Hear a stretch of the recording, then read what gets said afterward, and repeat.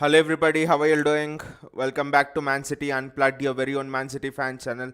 First of all, I'll have to say today is a very special day. It's been 10 years since that Aguero 93-20 goal. It's been exactly a decade since that momentous moment has happened, which has really changed the course of this club. A title that seemed lost was was won in such an enthralling fashion. I think it's one of the best moments that you can ever experience in a sport. I think it's one of the best highs that you can experience as a fan in any sport. I mean, Aguero bringing that moment to us, and his statue was also unveiled today at the Etihad Stadium. It's just wonderful.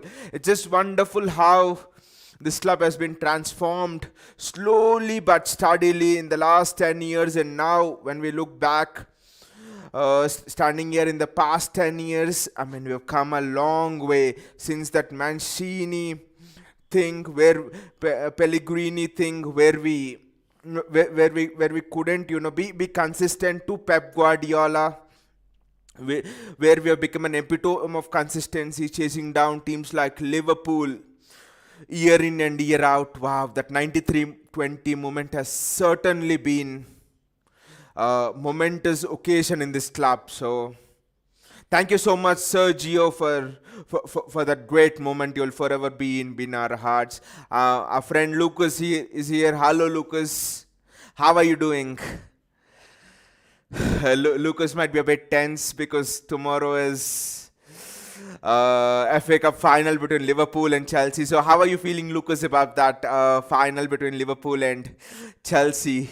I mean, I would really feel relieved if Liverpool lost it, because then you'll not have the chance of quadruple, because otherwise it's the Premier League match against West Ham is very difficult. I'm back to annoy you. No, Lucas, I will annoy you today because the pressure is in Liverpool now, not City.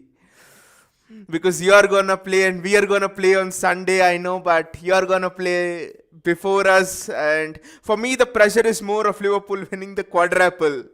Not many fans will admit, not many City fans will admit, but that's the truth. So I really hope Chelsea does something. Last season, when we were in the quadruple race, Chelsea defeated us. Chelsea defeated us in the FA Cup semi-final and also in the Champions League. So I mean, I can understand that, and also it was good, Lucas, that you left at halftime in that Wolves game, because it was 5-1. We could have had 6 and 7 as well, and Raheem Sterling not missed easy chances. I can understand the tension, Lucas, because winning 4 trophies, it doesn't come so often. It doesn't come so often. So it's, if Liverpool do win 4 trophies, I'm very sure you will go down in history. Go down in history like the United 98 treble team. You'll better that by a long way. So just enjoy the moment, that's what I would say. And coming back to today's news, Raheem Sterling, there have been discussions that City want to renew Raheem Sterling's contract. His contract, remember, expires in the 2023 season. Well, there has been a mixed debate in our fan base about Raheem Sterling actually. Should we renew it? Should we not renew it? Some people in the fan base are telling that Raheem Sterling is someone whom Pep Guardiola really likes and we have to renew the contract and stuff. But other people are telling that he doesn't deserve to. I mean, the wage demands of Raheem Sterling are, from sources, he wants to earn somewhere close to what Kevin De Bruyne is earning, which means somewhere close to what Erling Haaland will earn. At that price, now let us discuss this. At that price, is it worth to renew the contract of Raheem Sterling at £350,000 a week? At £400,000 a week, at £350,000 a week, is it worth having Raheem Sterling? Or could we have a better player with comparatively less wages? Now, I'll talk about the positives of Raheem Sterling first. For me, whatever people might criticize about Raheem Sterling missing easy chances, Raheem Sterling always gets into good attacking positions. Before I continue, I'll just respond to Lucas' comment. Lucas says, how long are you live for? Are you live for tomorrow's games? No, Lucas, I will not do Liverpool versus Chelsea in the FA Cup final. I'll again be live for West Ham versus City, which is a very tough game on Sunday. I think it's in Sunday afternoon, kicking off at I think 1:30 UK time. I think I'm not sure. So today I'm live for I think it will be 15-20 minutes. Around that time I'll be live. It depends if there are a lot of people in the chat interacting, then I'll be live for a little bit longer, or else I'll conclude this in 15-20 minutes mostly. So yeah, coming back to Raheem Sterling. Yes, people criticize him for missing easy chances, people criticize him for missing open goals, but what you have to remember is that Raheem Sterling creates those chances. If Raheem Sterling is there to tap in an open goal, it means that he has sensed that opportunity. How many players do you have in this world who have that sense of position, that positional sense? It is very rare. You can't coach it. That is something that is based on your intuition, that is based on your instinct. So for example, we have faced Crystal Palace, part of the bus team. We have struggled to break them down, right? We have faced Spurs, for example. We have struggled to break them down. Two teams, especially in the first leg. We have lost 1-0 when Nuno Espirito Santos was the boss. We have struggled to break down Crystal Palace in both of the legs. What was the common point between all of the three games? Raheem Sterling didn't play an active part in all of the three games. Against Crystal Palace, Raheem Sterling was not even there. So, I mean, against Southampton, people criticized that Raheem Sterling missed an open goal.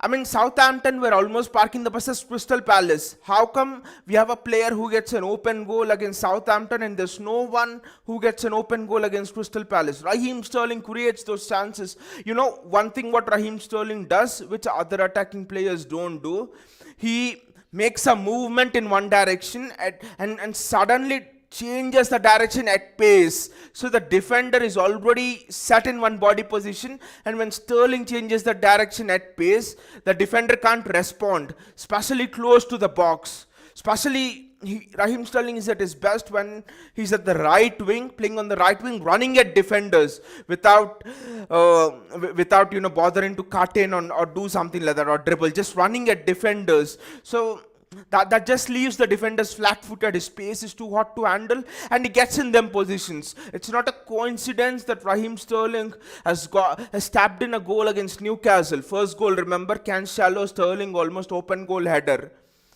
He tapped in an open goal against Wolves. He had a tap in against Southampton. In each of the Premier League games that Raheem Sterling plays, whether it's a part the bus team or whether it's a team that plays a highline, whatever be the nature of the team, nature of the defensive setup that Sterling is playing against, he always seems to find that empty back post. Now you can say his finishing is not good, replace him with another player, but how many players in the world are there who can make those chances at the back post, who can pull themselves away for the marker and find themselves empty at the back post? Not many players at all. Not at all. That's why, I mean, I've said before as well that when Sterling doesn't play against part the bus teams, we struggle. We struggle because it just becomes too much one-dimensional. Bernardo Silva, Phil Foden, just knocking the ball about. There is no one, peeling off the defense. There's no one running at the defense. There's no one occupying those critical zones. When I say critical zones, those back post positions, those empty positions at the front post, for example, there's no one arriving to tap it into an empty goal. It's a shame that Sterling doesn't have that finishing. Sterling would have had that finishing. He would almost have more goals than Mo Salah, I think, over the last 3-4 years. With the amount of chances we create, he would have been in contention for the Ballon d'Or at least. We could have gone further in the Champions League. It's a shame he doesn't have the finishing, but he has that positional awareness. And now I think with Haaland, I think maybe you can utilize Sterling even better to create more space. And also with the amount of chances we create, I mean, that's the point in the debate that I really don't know. I'm confused because Sterling arrives in those positions, and like I've defended him. Who are the players who arrive in those positions? But Sterling arrives in those positions in critical matches and he misses the goals. That is a problem. That is the negative. So what do you do with this? He has that negative, but he has that negative because he himself creates that positive of getting in that position. So if he doesn't get in that position in the first place, no one will tell his negatives, right? If suppose Sterling wasn't making those back post runs, he was just like dribbling, he was just like any other winger, for example, like a Kingsley Coman who's just like dribbling, who's just like trying to play other players in without occupying those really good goal scoring positions, no one would criticize Sterling, right? No one would say that Raheem Sterling misses a lot of chances. You would say that Sterling plays the game extremely well. Sterling occupies a lot of centre backs. Sterling is very good in positional play, all that. Now we are criticizing him because he does it even more. He does it in a world class level in terms of peeling and occupying those great positions inside the box, which defenders can't mark. So it would be very harsh if you don't renew the contract of Raheem Sterling for me. It would be very harsh. Yes, his finishing is not good, but there are other attributes of Sterling that could be very useful to this side, especially now that we are adding someone like a Erling Haaland. I do think the misses of Raheem Sterling might cost us even more lesser. Because even Haaland is very good at occupying those positions. So suddenly now you have Sterling, you have Haaland. Just imagine what the position of those Pardabas defenses will be. They'll be shit scared. Because people say that Haaland can't fit into Pep's system, but Haaland is similar to Sterling. Now, I'll get criticized about this a lot. When I say Haaland is very similar to Sterling, I'm saying Haaland is similar to Sterling in terms of his movement. You look at the movement of both Haaland and Sterling, world class. Both do the same thing. Go in one direction and then curve the run around the defender or dummy the defender with their movement. There are not many players in world football who dummy the defender with their movement. That is very interesting. You look at Serge Gnabry, Kingsley Coman, even a Vinicius Junior. No, they don't have these attributes of dummying a defender with their movement. So in Sterling, we have a rare attribute which is not there in any of our players.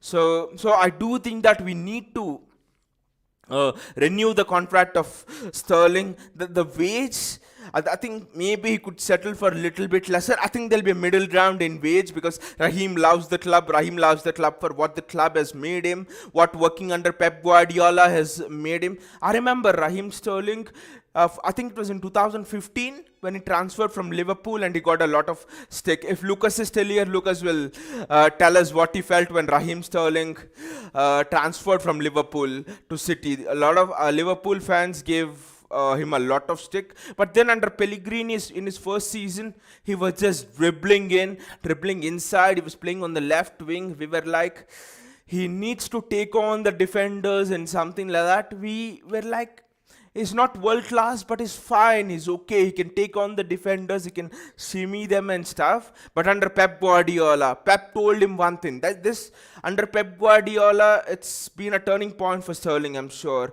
So Pep Guardiola has told him, play on the right wing, run at the defenders. I don't care if you lose the ball. I don't care about that at all. What I want you to do is run at defenders fearlessly. Run at defenders mercilessly. The seasons that followed, 2016, 2017, the way Sterling was running at defenders, they was playing on the right wing. There was a time when people were telling he'll definitely be in the contention for Ballon d'Or. He was so good. And also learning that finishing under Mikel Arteta working with him a lot. Mikel Arteta really working with him for long hours practicing his finishing. He's improved his finishing, but what is improved even more is the way he occupies those positions. It's not a coincidence, my friends. It's not at all a coincidence that in 80% of the games that Sterling has played, Raheem Sterling has had at least one tap-in goal in each of the matches he has played, almost. Match doesn't go with Sterling having an empty goal to put the ball into. How many players have that in the Premier League? Salah, for example, Son, Mane, whoever it is in the world, you see, whoever it is, Vinicius Junior. How many players have an empty goal to tap into every match? And also Raheem Sterling is at the top of the charts for for guilted chances missed, for the high conversion chances missed. But why he's at the top of that list? Because he's getting into them positions, right? So it would be very harsh. And seeing from 2015 to 2022, has he improved? He has improved tremendously. From an ordinary player, he's become a world class player. He's touching that world class ceiling. It's not at the world class level, because to be at world class level, you need to be perfect and finishing as well. So he's not at that world class level, but he's definitely touching those ceilings of world class level. He's knocking it, and he's trying. The lad is tries his best to improve his finishing.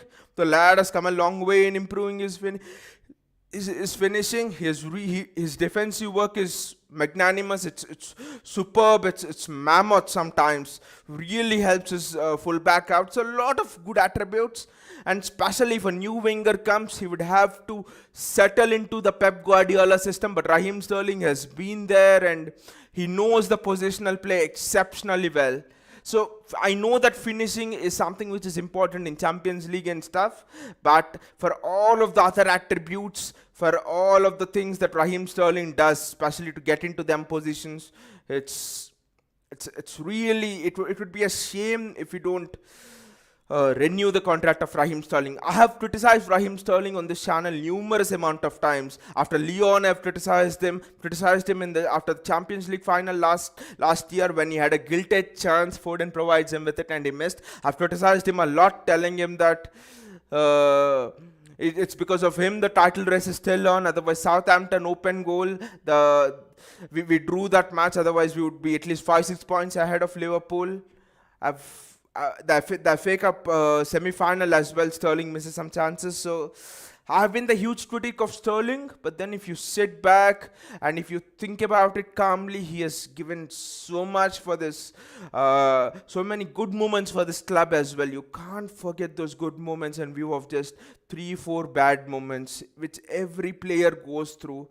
And more than anything else, what I would give Sterling credit for is his character. Every time he has missed an open goal, fans have criticized him. There's a huge criticism on social media, outpoured by the pundits, everyone. He's shown the character again and again to get back to them positions. He's shown the character to again be in those positions where if he misses again, he'll be showered with a huge amount of criticism. See, life knocks down a lot of people, but there are only a handful of people. There are very few people who can again go into the same situation and again put in the same effort and try again, telling, yes, if I fail again, people will criticize me again, but I'll try again and again. I don't care about the criticism.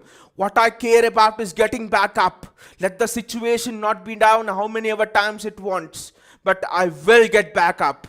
That is the character of Raheem Sterling. And Pep Guardiola said once that, once I think it was Rodri in his early season, he had lost the ball in the midfield once, and it led to a goal of the opposition team, and I think City lose that match. It was 2-3 seasons ago, and someone asked Pep Guardiola in his press conference that what do you make of Rodri losing the ball under pressure? Do you think is he the apt player to take on the mantle from Fernandinho? Pep said one thing, I will be more upset if Rodri plays a sideways pass instead of trying to progress the ball and take on the pressure. I'm not disappointed if my player tries to take on the pressure and tries and fails. I'm disappointed if my player is afraid to go into them moments.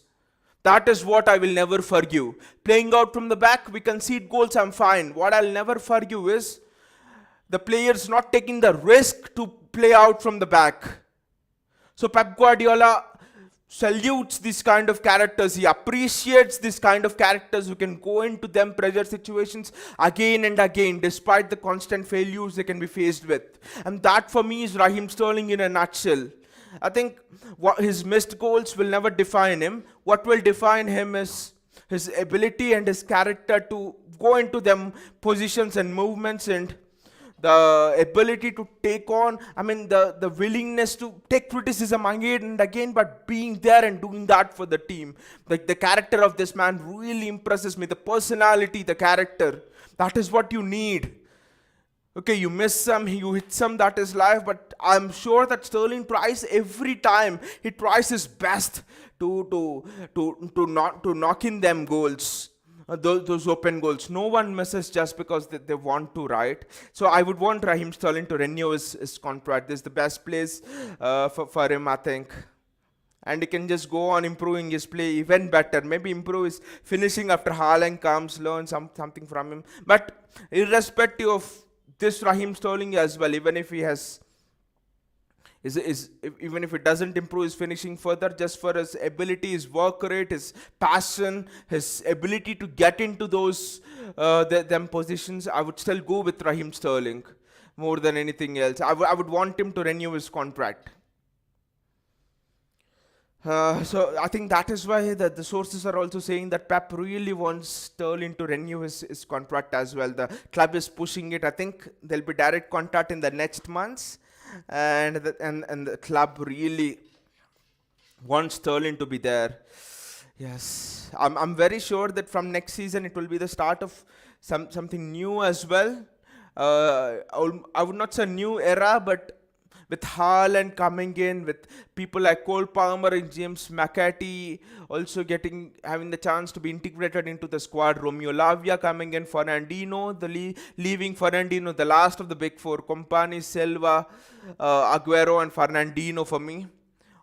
I mean, Yaya Toure is also there. So, I mean, the last of the big five who have led City tremendously in the last decade, everyone leaving. So I think the next season will mark the start of sort of a new decade for City. The next 10 years, where we will look to establish ourselves as one of the monumental powers in England as well, Europe. It will be very interesting, and I think Pep really wants Sterling to be there for that.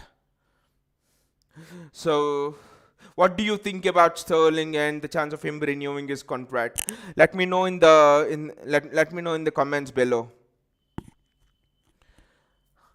And see you all again, and take care. I'll come back to you tomorrow morning as well. Again, I mean tomorrow morning with another set of news regarding City. We are more active in the transfer market now. There are more links, that is usual, because the season is coming to an end. We are linked with a lot more players, and there's a lot of news about the transfers coming, linking players to our club. So we'll cover all of that, and also I'll be there live for the watch along against West Ham.